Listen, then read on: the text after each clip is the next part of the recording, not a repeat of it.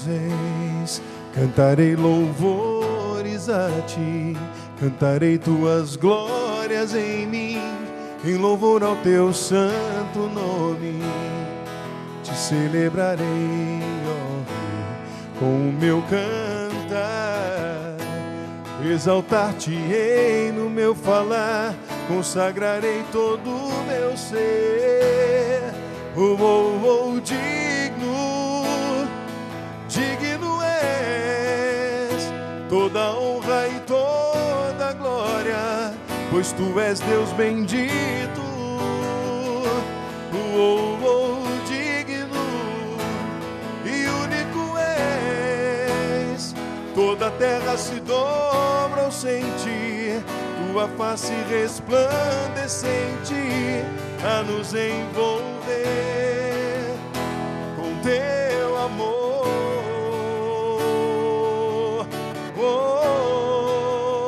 com teu amor.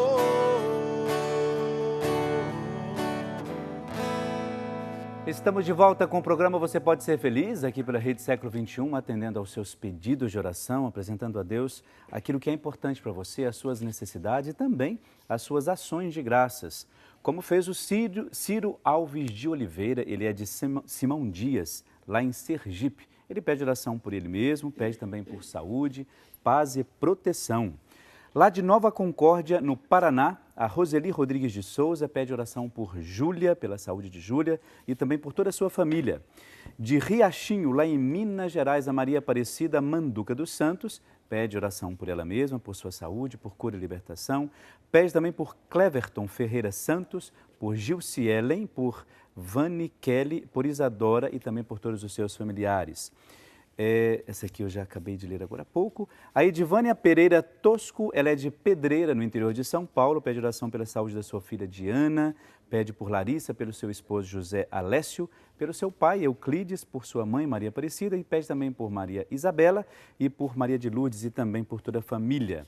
Quem também faz o seu pedido de oração, essa aqui também eu acabei de ler, é a Marlene dos Santos, ela é de Correia Pinto, lá em Santa Catarina, pede oração pela união da sua família, pede também agradece pelas graças recebidas, pede também pelos filhos Jennifer, Diego, Valdecir, Daiane e também por todos os doentes e por todos aqui da Rede Século XXI. Daqui a pouco a gente continua lendo também os seus pedidos de oração. Continue também, Carol, ligando e colocando todas as suas orações.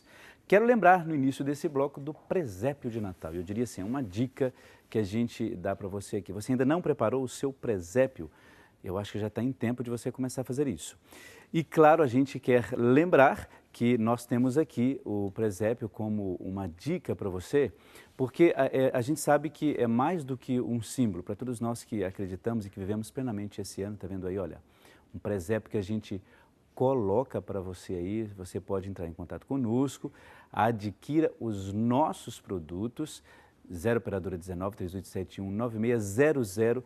Além deste presépio que você pode receber na sua casa, você pode adquirir esse presépio. Tem outras coisas que você pode adquirir também lá. É só olhar, ligar e também pelo site www.rs21.com.br e lá na Dica 21 você vai ter a dica de outros produtos também. Então fica a nossa dica para esse bloco, tá bom?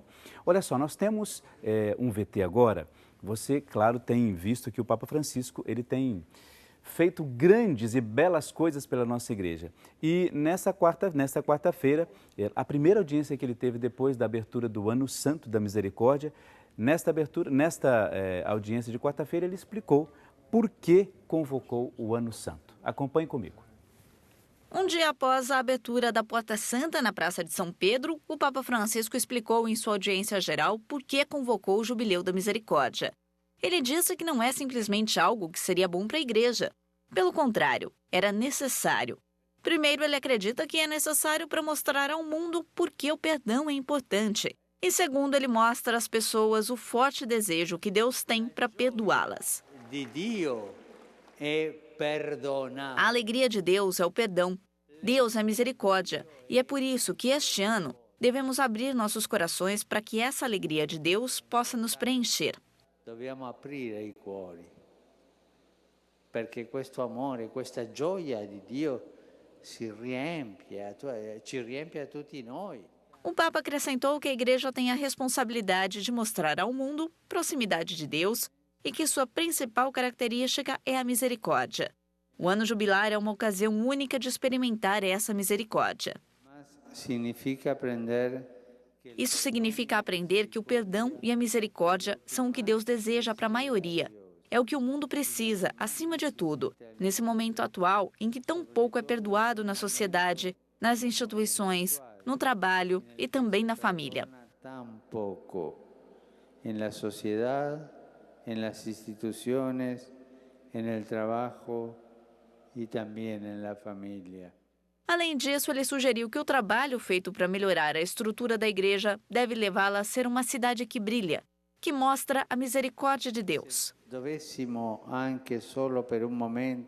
Se esquecer só por um momento que a misericórdia é o que Deus mais gosta, todos os esforços serão em vão, porque nos tornaríamos escravos de nossas instituições, de nossas estruturas, não importa o quanto elas são renovadas. Per quanto rinnovate possano essere.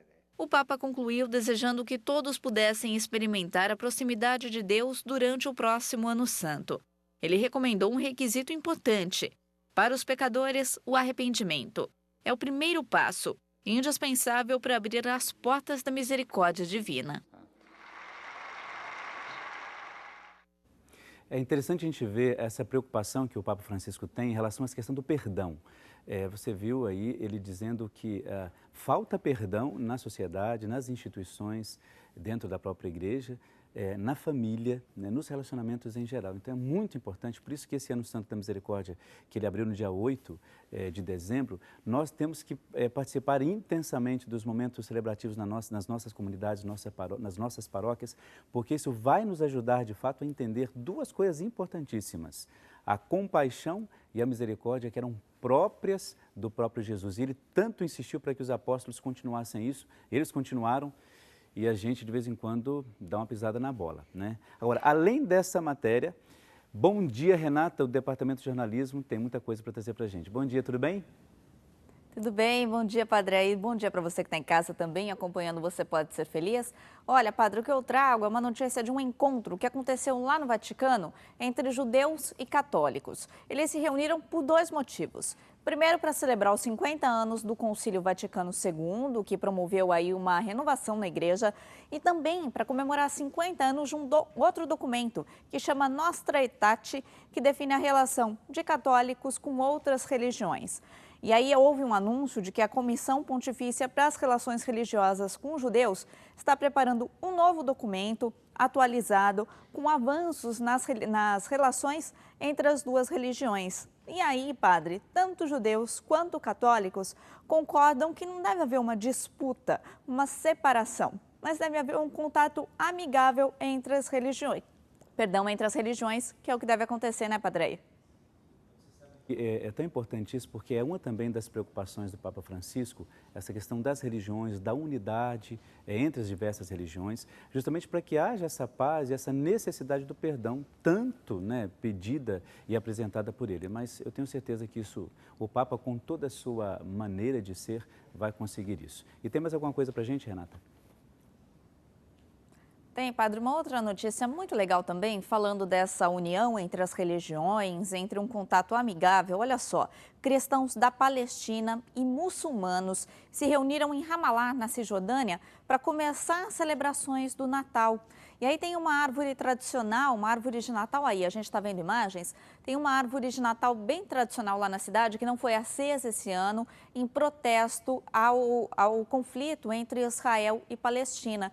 Mas os integrantes aí das duas religiões, moradores lá da Cisjordânia, saíram juntos em procissão com velas acesas, pedindo paz nesse Natal. Os muçulmanos não celebram o Natal como nós, mas se uniram aí aos cristãos que moram na Palestina. São, na verdade, todos moradores de uma região que está em conflito e que estão pedindo por paz. Então, eles também se juntaram nesse início de celebração do Natal, do Advento, com os cristãos para pedir paz. Gesto bonito, né, Padre? E aí, olha, eu volto com essas e outras notícias também, toda a repercussão dessas notícias no Século News a partir do 12:30. Obrigada. Bom dia, Padre. Bom dia e um bom trabalho, viu, Renata? Então, a partir do 12h30, você vai ter acesso não só a essas notícias, mas tantas outras, porque o Departamento de Jornalismo aqui sempre fica atento àquilo que a igreja apresenta, àquilo que a sociedade também apresenta. Então, é claro, a partir do 12h30, Século News aqui na Rede Século 21. Notícias boas, né? Eu gostei muito dessa questão de o pessoal se reunir lá mesmo, e esse protesto em relação à árvore lá que não foi acesa, justamente para que haja paz, né? E essa marcha de paz, todo mundo com as velas acesas, a gente precisa mesmo de paz, né? Eu, sem dúvida, o que eu penso é que esta compreensão da unidade, mesmo entendendo que pensamos diferente, que acreditamos em coisas diferentes, eu não posso dizer que o outro, eu não posso entrar no coração do outro e acabar com o credo dele porque eu creio em algo que ele não acredita. Eu preciso respeitar, eu preciso andar junto e esta necessidade de paz é uma questão que une todos os povos, independente do credo. E o Papa Francisco tem feito isso de maneira brilhante, buscando diálogo, buscando a compreensão, buscando respeito. Então, eu acho que este é o ponto central da nossa fé. Jesus Cristo nos ensina isso a todo instante. Ele foi o que mais respeitou as diferenças, entendendo que as diferenças não estavam e que não havia cristianismo imposto, e sim cristianismo amoroso, cristianismo concedido, cristianismo escolhido.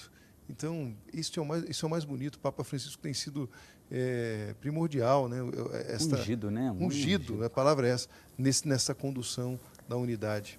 E até que a gente abre um parênteses assim, na temática que a gente tem tratado aqui, mas eu acho que é importante isso, né? A gente tem visto lá na França, né, essa questão da violência, e a gente diz assim, uma violência gratuita, né? A gente tem passado por situações hoje na nossa sociedade que dá um certo medo até você sair de casa. Claro que a gente não pode criar pânico com isso, porque a vida tem que acontecer, a vida tem que desenrolar, lógico. Mas assim, te dá um medo da violência gratuita em que nós somos submetidos hoje, não é? Você sai de casa, você fica preocupado com uma coisa e outra. Você vê na França, as pessoas saem para se divertir, né?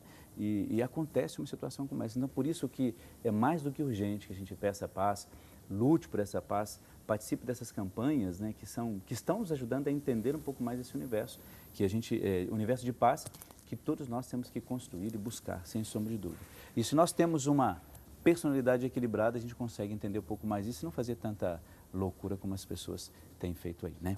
Agora, eu queria que a gente falasse, porque eu terminei o bloco anterior falando dessa questão quando falava assim, ó, de se anular, a gente entrou nessa questão, o fato de a pessoa, por exemplo, achar que ela pode criar um Deus à sua imagem, isso é terrível, não é? E eu acho isso que acaba complicando até o nosso relacionamento com todo mundo, não só com Deus, né? Quando a gente fala dessa questão falávamos isso, do narcisismo, já a pessoa, olha, eu tenho que alimentar aquilo que a outra pessoa pensa sobre mim. Isso interfere, por exemplo, na vida do trabalho da pessoa, na vida familiar. É possível que uma personalidade desestruturada dentro da família, ela acabe atrapalhando um pouco a continuidade dessa família? Isso é possível? Um pai, uma mãe, eu não me refiro aos filhos, mas os pais, quando eles estão desestruturados, isso pode complicar? Pode, né? Pode. Parece que nós estamos falando de forma negativa a respeito, mas não vamos entender pelo lado negativo, pelo lado real, assim. Claro que pode complicar. Claro que pode complicar, porque aquele que está muito desequilibrado, ele não está conseguindo ver o outro a partir do outro. Ele vê o outro a partir ou do mal-estar dele, ou da insatisfação dele com o trabalho, ou uma sensação de frustração porque ele não conseguiu o que ele acreditava, o que ele, inclusive, precisava estar dando para a família dele. Agora eu estou falando mais da figura masculina, claro, né? Então, ele, nessa experiência desencontrada, ele pode ir se desencontrando mais. Agora, veja, na base está o desejo de ser melhor. Entende? Acho que o que eu acho que a psicologia e a espiritualidade podem aí se juntar é assim, a psicologia, na medida em que ela pode ajudar a compreender como é que o ser humano funciona, possibilita que o julgamento seja menor. Eu não vou nem falar que não haja, mas que o julgamento seja menor. E o que o Cristo nos ensinou foi justamente né? Olhe o outro, não julgue o outro, né? Agora, se eu começo a compreender um pouco o que está acontecendo com o outro, eu tenderei a julgá-lo menos. Entendo. Agora, essa questão, você usou, é muito bom isso, o julgamento que Jesus Cristo não fazia, obviamente, em relação à pessoa. É muito difícil, até a gente falava aqui um pouco do pré-julgamento que a gente tem sobre um preconceito que a gente tem sobre algumas questões, né?